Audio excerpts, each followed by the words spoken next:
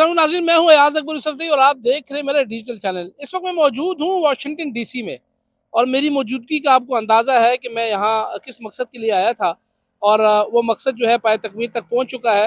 मैं American सदारती election के लिए यहाँ पर ख़ुसूसी तौर पर अमेरिका आया था और सदारती इलेक्शन जो है वो पाए तकमील तक पहुँचने के बाद रिपब्लिकन पार्टी के जो उम्मीदवार थे डोनाल्ड ट्रंप, जो दूसरी मरतबा उन्होंने जो है सदारत की कुर्सी संभालने के लिए अपने आप को तैयार कर लिया है, वो कामयाब हो चुके हैं।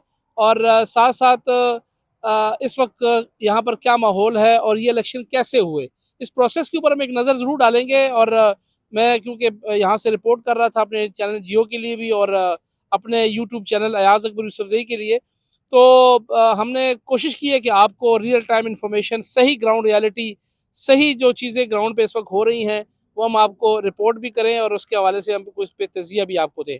तो हम शुरू करते हैं। पहले तो आपको बता दूं कि डोनाल्ड ट्रंप जो है वो दूसरी मरतबा मुंतखब हो चुके हैं अमेरिकन सदर। और साथ-साथ उन्होंने जो 270 गोल्डन नंबर को तो छोड़े, वो 300 तक उन्होंने अपना एक फिगर वो उनका पहुँच चुका है और काफ़ी मैसिव किस्म की उन्होंने कामयाबी इस वक्त हासिल की। अंडर एस्टिमेट किया जा रहा था डोनाल्ड ट्रंप को कि शायद उनकी जो पर्सनैलिटी है उसकी वजह से हो सकता है कि लोग उनको रिजेक्ट कर दें और कमला हैरिस को एक मरतबा मौका दे पहली खातून सदर बनने का, लेकिन ऐसा नहीं हुआ। जो उम्मीद थी वो बरकरार रही। अमेरिका ने एक मरतबा फिर अपने खातून सदर के उम्मीदवार को रिजेक्ट कर दिया हिलरी क्लिंटन के बाद। इस तमाम प्रोसेस पे हम नज़र डालेंगे। सबसे पहले चैनल को सब्सक्राइब कर लें, मेहरबानी होगी आपकी। वीडियोज़ को लाइक करें और शेयर ज़रूर कीजिएगा। मेरे से ज़ुबैर अली खान जो मेरे साथ पाकिस्तान से आए हैं, सोशल मीडिया पे बहुत छाए होते हैं, आपको पता ही है।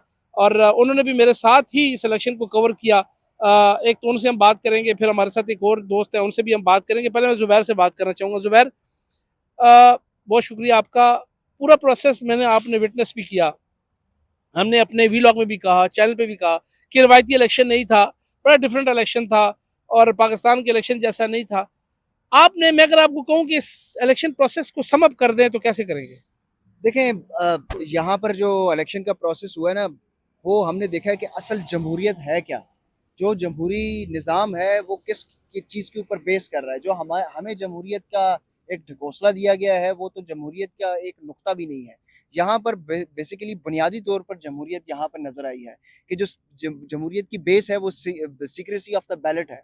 आपको कोई भी शख्स जो है वो वोट डालने के बाद भी ये नहीं बताएगा कि मैंने किसको वोट दिया। अयाज भाई, हम एक कॉफ़ी शॉप पे बैठे हुए थे, गपशप लगा रहे थे, जी, तो वो तकरीबन 60-70 साल की 70 एज की साल के जोड़ा था। एजेड जोड़ा था, बाबा भाभी बैठे हुए थे। तो वैसे ही आपने गपशप में उनसे पूछ लिया कि आपने किसको वोट दिया है, तो उनका जवाब बड़ा कि मैंने इंटरेस्टिंग अपनी था। मियाँ को भी नहीं बताया। उन्होंने अपने शोर की तरफ इशारा किया कि मैंने इसको नहीं बताया, मैं इसको तुम्हें नहीं बताऊंगी। बताया। तो ये सही सीक्रेसी ऑफ है। द बैलेट, यानी यस। यहाँ पर वाकई ये एक्सरसाइज की जाती है, क्योंकि ये जमहूरियत की बुनियाद ही ये चीज़ है।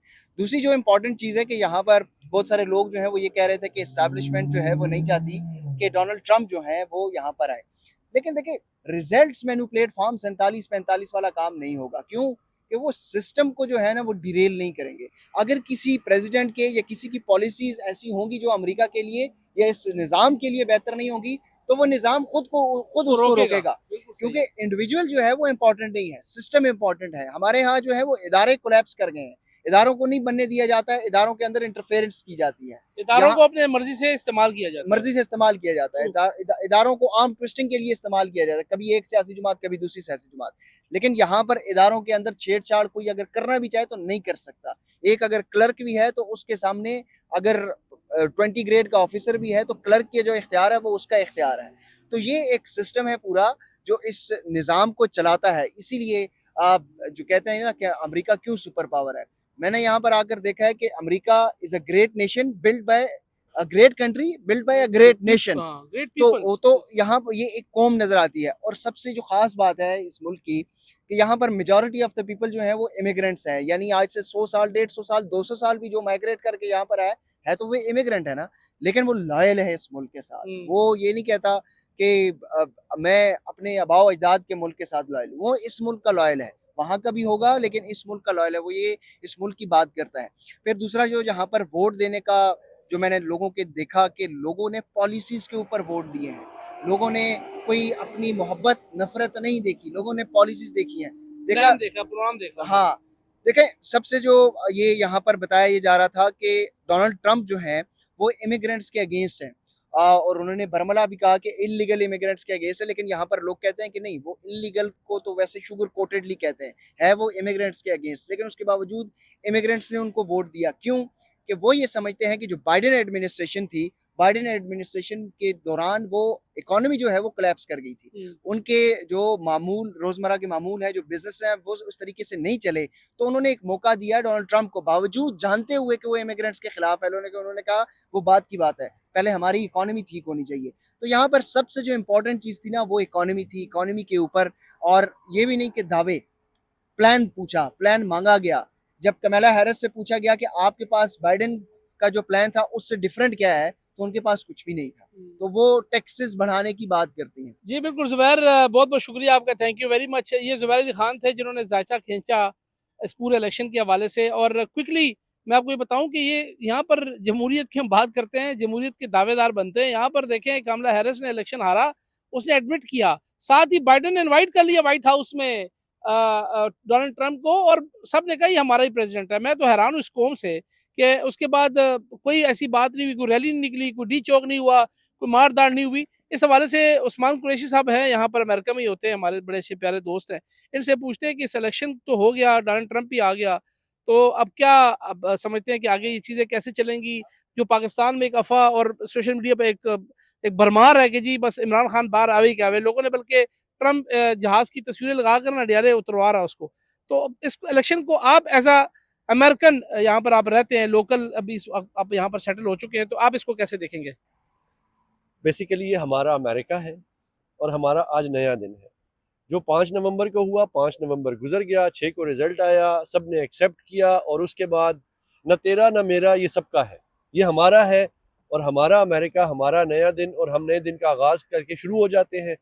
हम जीत और हार को एक्सेप्ट करते हैं। ये एक्सेप्ट करते हैं क्योंकि हमसे गलतियां क्या हुई, हमने मेहनत बहुत की, और उस गलतियों को ठीक करने की कोशिश करते हैं। जीते हैं तो फिर सारे मिलकर उसकी जीत की सेलिब्रेशंस करते हैं। तो अनफॉर्चुनेटली पाकिस्तान में हम इंतखाबात के बाद धांधली का रोना रोते हैं। हम कभी अदालतों को कोसते हैं, कभी इलेक्शन कमीशन को कोसते हैं, कभी फौज को कोसते हैं, और कभी हम आरटीएस को कोसते हैं। सबसे अच्छी और खूबसूरत बात कि हम अपने आप को नहीं कोसते, हम अपनी बुराई नहीं करते, हम अपना एनालिसिस नहीं करते। यहाँ पर हम अपना एनालिसिस करते हैं और हम अपनी करेक्शन करते हैं और फिर उसको सेलिब्रेट करते हैं। उस्मान भाई, पॉलिसी जो बात हो रही थी कि फ़लस्तीन के हवाले से, यूनान के हवाले से, इसराइल के हवाले से, तो आप समझते हैं कि ये जो प्रेसिडेंशियल सेटअप चेंज हो जाएगा, यानी नया सदर आ जाएगा, नहीं, तो वाकई पॉलिसी में कोई फ़र्क होता है, या सिर्फ बस ये एक ढकोसले ही होते हैं, या इंतखाबी कैंपेन ही होती है? क्या अमेरिका में इस लेवल के ऊपर पॉलिसी शिफ्ट आता है? पॉलिसी देखें, दो तरह से देखा जाता है, एक है मैक्रो पॉलिसी, एक है माइक्रो पॉलिसी। तो जो माइक्रो पॉलिसी है वो तो इन्होंने अपने जो इलेक्शन कैंपेन्स थी उसमें रन की, जिसमें इन्होंने जॉब्स के हवाले से कहा, इन्फ्लेशन के हवाले से कहा, जिसमें इन्होंने इमिग्रेशन के हवाले से कहा, जिसमें इन्होंने कहा कि हम जो बॉर्डर को बंद कर देंगे, वीज़ा पॉलिसी सख्त कर देंगे। ये होती है माइक्रो। मैक्रो में ये सारे के सारे एक जैसे ही हैं और एक तरह से ही रन करते हैं। ऑल्दो कि जो मैक्रो पॉलिसी है उसमें भी ट्रंप ने जो है, जो प्रेसिडेंट ट्रंप है, उन्होंने स्टेटमेंट दी कि जो यूक्रेन की जंग में जो यूरोप को फंड किया गया है, वो यहाँ के टैक्स पेयर के पैसे हैं, मैं उनको रिड्यूस कर दूंगा, मैं कट करूंगा। तो इस वजह से यूरोप में ये फियर पाया जाता है कहीं ऐसा ना हो कि यहाँ से फंडिंग बंद हो जाए, क्योंकि प्रेसिडेंट ट्रंप के ताल्लुकात पुतिन से भी बहुत अच्छे हैं, प्यूटिन से भी बहुत अच्छे हैं। तो अगर अगर आप माजी में जाकर देखें तो जो मैक्रो पॉलिसी है वो एक तरह की ही रहती है, वो बहुत कम चेंज होती है। इमरान खान साहब के हवाले से जो मैंने सवाल पूछा उसको गोल मोल करके, कि पाकिस्तान में तो भरमार है, सोशल मीडिया पे कोहराम मचा हुआ है कि इमरान साहब अब बाहर आ जाएंगे, बल्कि पढ़े लिखे लोग, अमाद अजहर जैसे लोग, शहबाज गिल जो अपने आप को पीएचडी डॉक्टर कहते हैं, और बड़े लोग मैंने देखे हैं जो दावे कर रहे हैं कि अब कुछ ना कुछ होगा, वाकई कुछ होगा ऑनेस्टली? आपने यहाँ पे कवर किया, पिछले एक हफ्ते से आप यहाँ पर हैं, तो आपने कहीं भी किसी भी स्पीच में पाकिस्तान का नाम सुना है? किसी भी प्रेसिडेंशियल कैंडिडेट के मुंह से, या कहीं पे भी आप यहाँ पे स्टेट डिपार्टमेंट गए, उनकी ब्रीफिंग आपने ली, आप यहाँ पे लोगों से मिले, यहाँ पे लोग पाकिस्तान के बारे में कोई बात नहीं करते, और पाकिस्तान बहुत छोटा सा मुल्क है, बहुत छोटा सा, तो उसके बारे में कोई क्यों सोचेगा। एक बात। दूसरी बात ये कि अमेरिकन गवर्नमेंट को जब कुछ चाहिए होता है तो वहां आते हैं। जब अफगानिस्तान की वॉर थी तो वो पाकिस्तान आए, जब वो कश्मीर से कोई रिलेटेड बात थी तो उन्होंने इमरान खान को वेलकम किया और उनको बड़ी सपोर्ट की। वहाँ को इंटरेस्ट नजर नहीं आ रहा। कुछ भी नहीं है वहां पर, कुछ भी नहीं है। अगर उनको चाइना को कोई कुछ करना होगा या फिर आप उन्होंने करेंगे इंडिया वो। से कोई बेनिफिट लेना होगा तो फिर वो आ जाएंगे, हमें कह देंगे, अदरवाइज ऐसा कुछ नहीं होता। आखिरी एक बात मैं कंक्लूड करना चाहूंगा कि रिपब्लिकन हमेशा आर्मी को सपोर्ट करते हैं, वन मैन शो को बिलीव करते हैं। आप अगर माजी में जाएं तो आप देखें कि जितने भी रिपब्लिकन प्रेसिडेंट्स थे वो सारे के सारे वन मैन शो को ही सपोर्ट करते रहे और ऐसा ही होता रहा। ठीक है, तो मुझे भी ऐसा ही लगता है। बहुत बहुत शुक्रिया उस्मान कुरैशी साहब। इन्होंने अपना एक तजिया दिया, अपना एक तासुरात आपके सामने बयान किए अमेरिकन इलेक्शन के हवाले से। हम यहाँ मौजूद हैं, मेरे अकब में आपको पीछे यूनियन स्टेशन नज़र आ रहा है, मेरे सामने जो है वो इस वक्त पार्लियामेंट की बिल्डिंग है, और ये पूरा एरिया रेड जोन कहलाता है। लेकिन हमने यहाँ ना तो रेड देखा है, ना जोन देखा है, ना पुलिस देखी है, ना कोई यहाँ फटा देखा है, ना कोई हमने देखा हो कि डेमोक्रेट्स के लोग जो हैं वो यहाँ के धरना दे के बैठे हों, उन्होंने कहा जी हम नहीं मानते जुल्म के ज़ाब्ते। तो मैं हैरान हूँ, ये किस किस्म की कौम है कि जिनको फ़र्क ही नहीं पड़ता। वो अब ये कहते हैं कि हमारा ही सदर है, वो रिपब्लिकन क्या डेमोक्रेट क्या सब कहते हैं कि अब ये ट्रम्प हमारा ही सदर है, यही रहेगा। तो मैं कहता हूँ कि सलाम है इस कौम को, और वाकई ये कौम है। मैं इससे इंस्पायर हो के कोई यहाँ रह के मैं इनकी सोच को, इनकी दानिश को, और इनके मैं आपको क्या, मेरे पास वो अल्फाज नहीं है कि इन लोगों के एटीट्यूड को सलाम पेश करता हूँ कि जो वाकई महज़ब कौमें हैं, जिनको पता है कि हमने अपनी कौम को गिराना नहीं है, वहाँ पे डिरेल नहीं करना अपने सिस्टम को, अपनी इकॉनमी को तबाह नहीं करना, अपने अमलाक को नुकसान नहीं पहुँचाना, अपनी फ़ौज को गंदा नहीं करना, अपने सियासतदान को गंदा नहीं करना, अपने मीडिया को गंदा नहीं करना, अपने सिस्टम को गंदा नहीं करना। जो हो गया वो हो गया।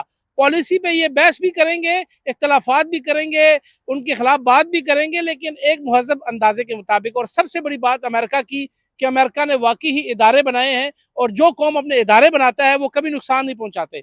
यहाँ पर फर्द वाहिद के लिए इदारे अपने आप को, अपनी पॉलिसी को तब्दील नहीं करते।